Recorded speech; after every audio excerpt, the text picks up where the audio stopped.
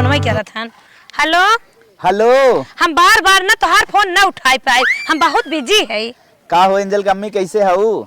कैसे है क्या? एक थी मार भैया ना फॉर्च्यूनर ले आई हैं, बनने गर्दान बन के पोछ पाछ दे तब पूजा पाठ होई, चली महाकुंभ नहाई आई। अच्छा, कितनी हाँ। निक नसीब तहार बा जवन अपने भैया के लगे हऊ। तो का करी हो, तो है कहू ना सकित कि हमरे ओना के लिए चला, कितना ना तो बड़ा भाई है, हमरे लाज लागत रच के। चला ठीक है, हो जे ही चढ़ाई ते ही चढ़ाई। कहो मलकिन, कैसन होई का आवाज आवत है?